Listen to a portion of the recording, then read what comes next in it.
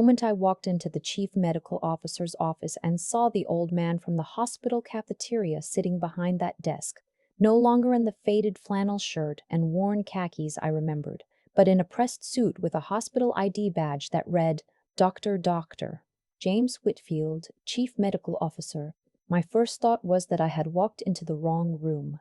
My second thought was that I was going to pass out.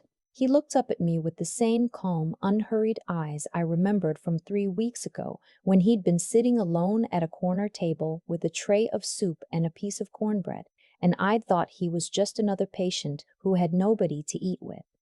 Nurse Serrano, he said. Please, sit down. I sat. I should back up. My name is Teresa Serrano. I'm a registered nurse at Meridian General Hospital in Columbus, Ohio. I've been a nurse for 4 years, 2 of those years at a pediatric clinic in Dayton, and the last 2 here at Meridian on the 3rd floor medical surgical unit. I took the Meridian job because the pay was better and because I genuinely believed when I interviewed that it was the kind of hospital that cared about its people. I still believe that.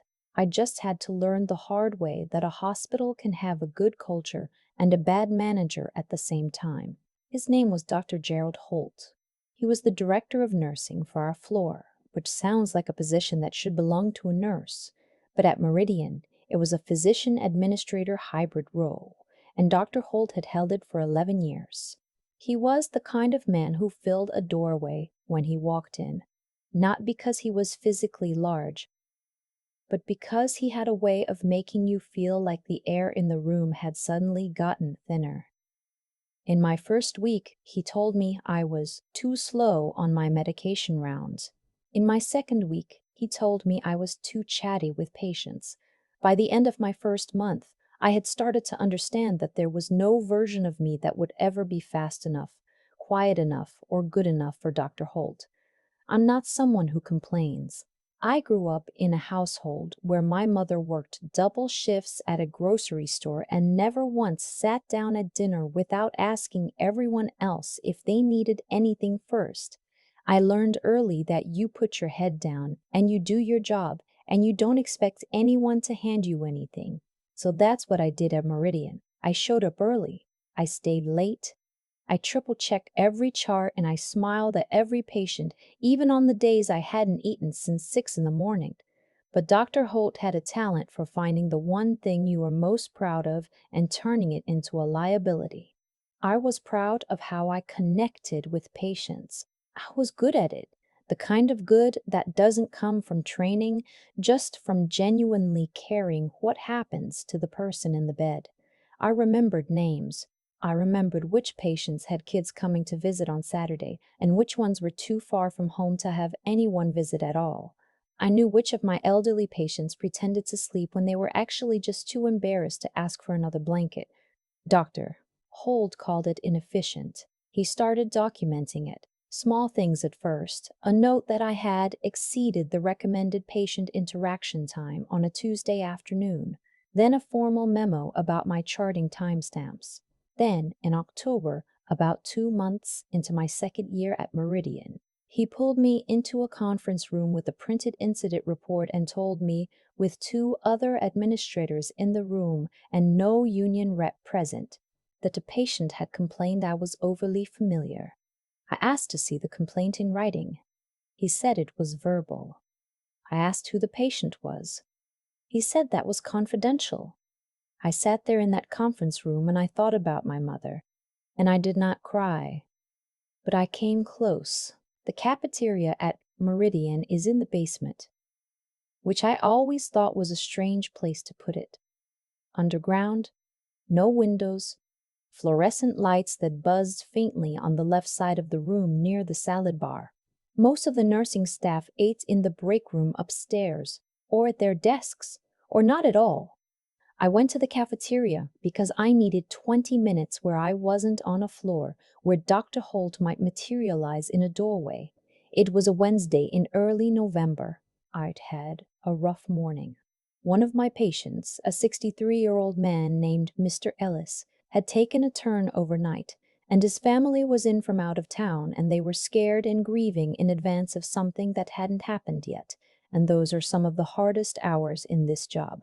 By the time I got to the cafeteria at 12:40, I had about 18 minutes before I needed to be back upstairs, and I was running on a granola bar and whatever you call the feeling that comes after adrenaline drains away. I got a sandwich and a coffee, and I was heading toward my usual table near the back when I noticed him. He was sitting alone at a corner table. Older man, maybe late 60s, maybe 70. Flannel shirt, khakis with a small stain near the knee. He had a tray in front of him with a bowl of soup and a piece of cornbread, and he was sitting very still with his hands folded in his lap, looking at the tray like he was trying to remember what came next. I almost kept walking. I was tired, and I had 16 minutes, and I had my own problems. Then I noticed that his tray had a small paper receipt on it, and that the receipt had the word Declan printed on it in capital letters, and that the cashier, a young woman named Becca who was new and clearly unsure what to do, was hovering a few feet away, looking uncomfortable. He wasn't arguing. He wasn't demanding anything. He had just quietly set the receipt to the side and folded his hands in his lap, and there was something about the way he held himself, very straight, very still, that told me this was a man who was not going to ask for help. I walked over to Becca first. "How much is his total?" I said, quietly enough that he wouldn't hear. She checked the screen. 740. I gave her a 10 and told her to keep the change for the tip jar. Then I went and set my tray down across from him. He looked up. He had gray eyes, steady and serious, and they evaluated me for exactly 1 second before something in them settled. "You didn't have to do that," he said. "I know," I said. "I'm Teresa. Mind if I sit?" He said his name was Jim. We talked for 12 minutes, which is all I had. He asked what floor I worked on and what brought me to nursing and whether I liked Columbus better than wherever I was from. I told him I was from Dayton originally, and he nodded like that meant something to him.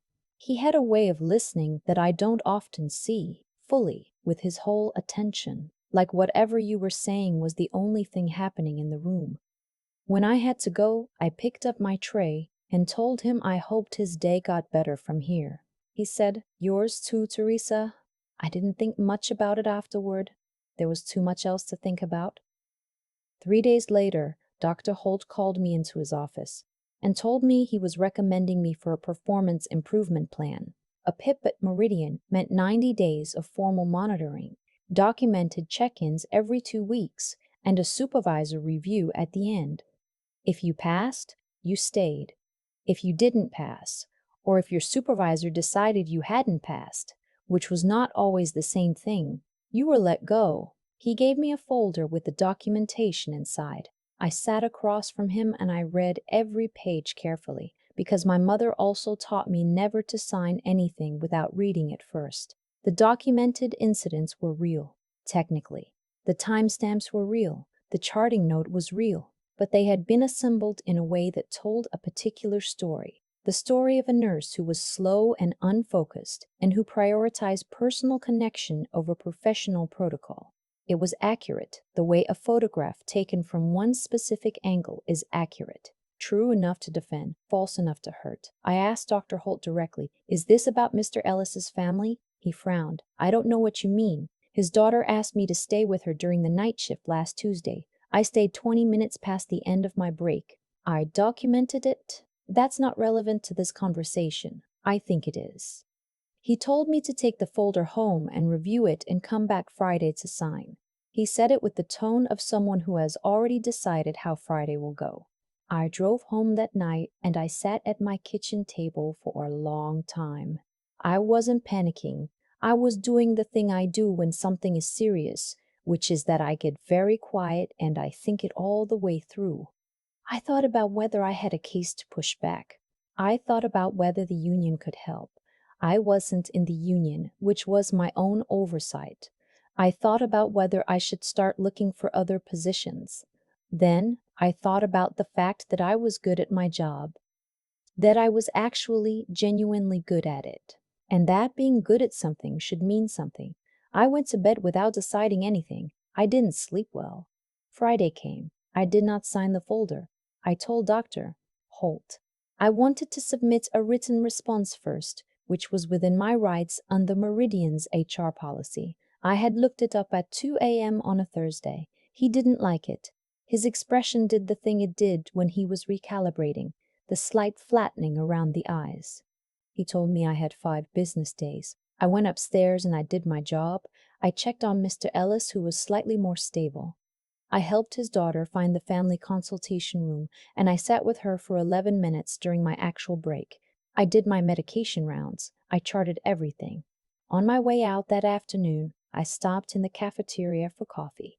I just needed to not be upstairs for 5 minutes, and I saw Jim again. He was at the same corner table, this time with a cup of coffee and what looked like a manila folder of papers he was reading through. He had reading glasses on this time. He looked up when I walked past and recognized me immediately. "Teresa," he said, "how did the day get better?" I laughed, actually laughed, the short, involuntary kind. "Still working on it." He gestured at the seat across from him. I hesitated, then sat.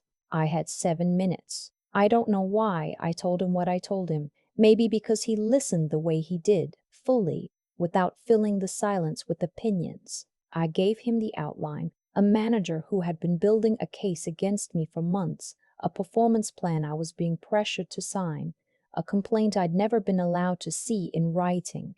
He didn't say anything for a moment. Then he asked, "Do you believe you've done your job well?" "Yes," I said.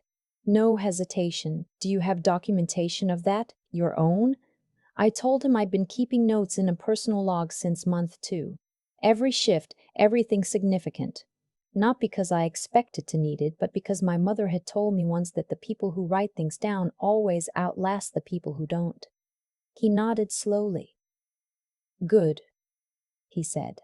"Keep going." I asked him if he was visiting someone at the hospital.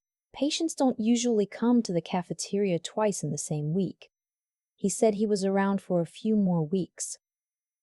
Recovery, he called it. He didn't say from what, and I didn't ask. You learn, as a nurse, to leave the door open and let people walk through it if they want to. I said I hoped the recovery was going well. He said, better than expected.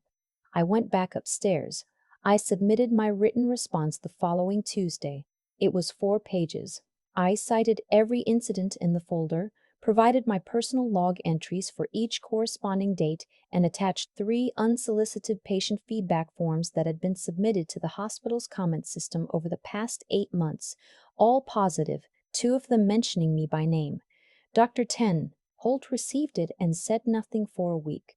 In that week, 2 things happened that I didn't connect at the time. The first was that a woman from the hospital's administrative office came to the floor and asked to speak with several of the nursing staff individually. Brief conversations, she said. Just a routine culture survey. She spoke with me for about 20 minutes.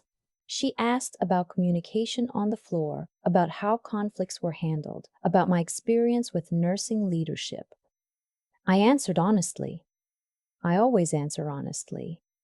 My mother would have found a way to communicate her disappointment from the afterlife if I didn't. The second thing was that I saw Jim one last time in the cafeteria on a Thursday, and he was wearing a badge.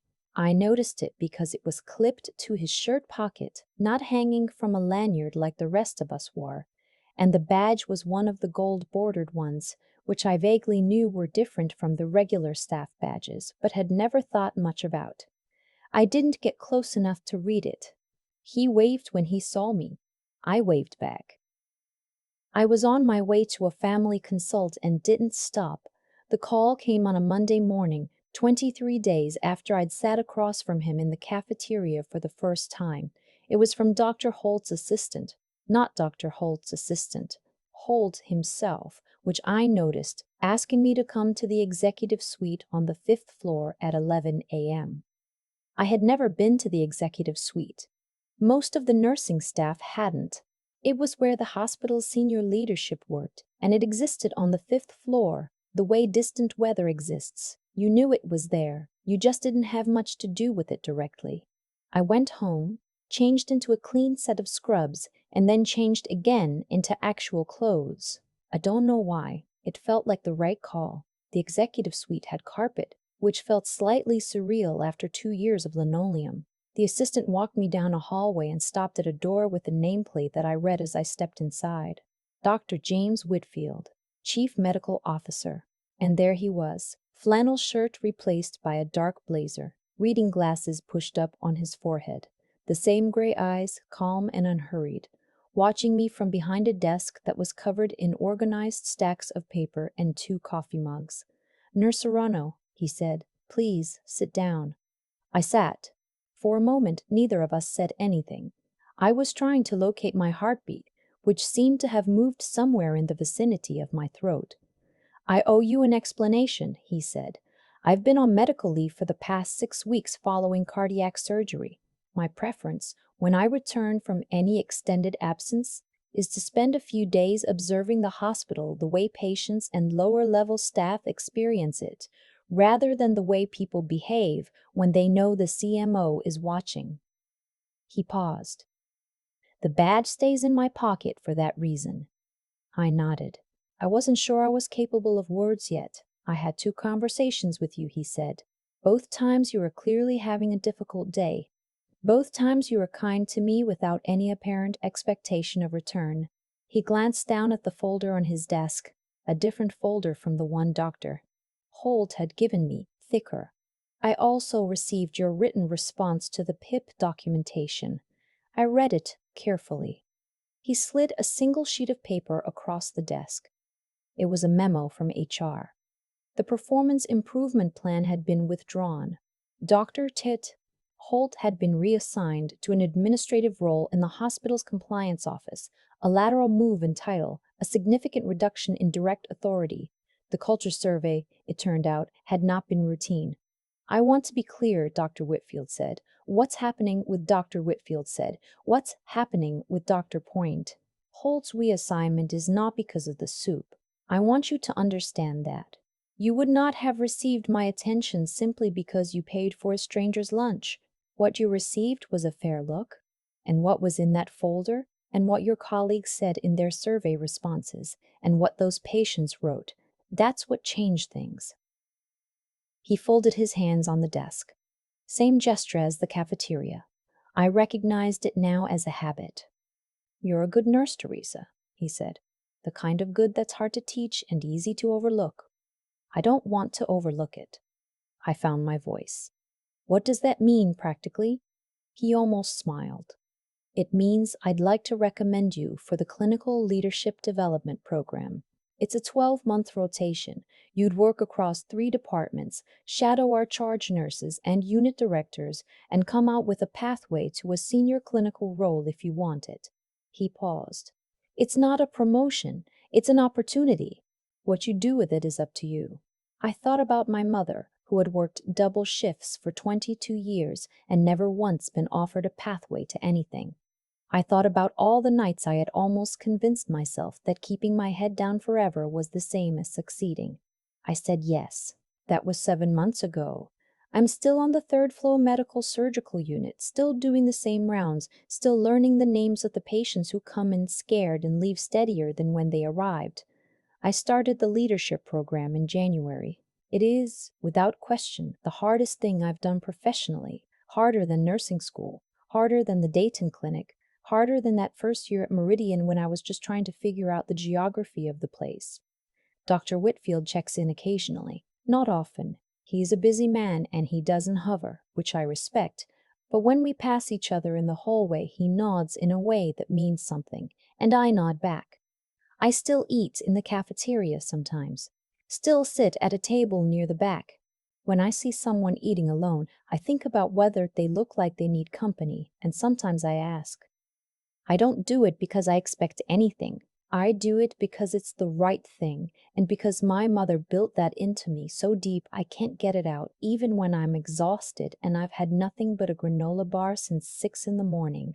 But I'll tell you this, and I mean it not as a lesson, just as a true thing I now know. The world is full of people eating alone in basement cafeterias. You almost never know who they are. You almost never need to. What you do when no one is watching is still who you are.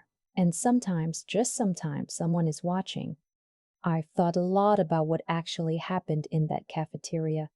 Not the dramatic version, not the version where I somehow sensed that the quiet old man in the flannel shirt was important. That's not how it went. I was tired. I had 17 minutes. I almost kept walking.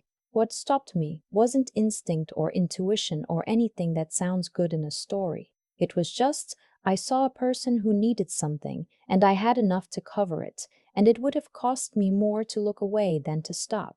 That's the whole thing, really. That's the entire story underneath the story. I think about Dr. Holt sometimes, and I don't think about him with anger anymore. Mostly I think about how long he must have been operating that way, building cases against people who were doing their jobs well, and how that kind of behavior always has a weight to it that accumulates over time. You can get away with it for years. You can make people feel small and undocumented and afraid, and the institution will absorb it, and most of those people will just leave quietly. What you can't control is the timing of your own exposure. You can't know which week the person you've been grinding down decides to write 4 pages of documented responses instead of signing your folder. You can't know which week the person you've been dismissing turns out to have a record that reflects exactly who they actually are. And you really can't know when the CMO decides to spend a week eating soup in the basement. I'm not saying any of that as a comfort for people in bad situations. I know how it sounds, and I know that sometimes the Holts of the world never face any consequence at all, and the Teresas just leave and find somewhere else and carry the experience quietly for years. That happens more than the other version. I'm not going to pretend otherwise. What I'll say is this: the only thing I controlled was my own record, the log I kept, the way I answered honestly when someone asked, the 4 pages I submitted when I could have just signed. Every one of those choices was available to me because of what I had actually done on those floors with those patients over 2 years, and nobody could take that away because I had built it out of real things, not performance. Dr. Whitfield told me something in that meeting that I've turned over in my mind more times than I can count. He said the lunch wasn't why he looked at my situation. The lunch was why he looked at me, why he paid attention when he heard my name later. The results came from the folder, the log, the survey responses, the patient forms. The kindness just got me noticed by someone who was actually paying attention.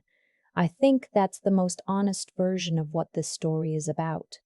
Not that being good eventually pays off in some tidy way, but that being good builds something real over time, a record that exists whether or not anyone is looking. And sometimes when someone finally does look, there's something solid there to find. Teresa is still on the 3rd floor. She still eats in the basement cafeteria sometimes. She still remembers that the man in the flannel shirt listened to her the way people rarely do. She's also 7 months into a leadership program she never thought she'd be offered. What you do when no one is watching is still who you are, and who you are still matters. Even on the hard weeks, even underground, even when the lights are buzzing and you haven't eaten since 6,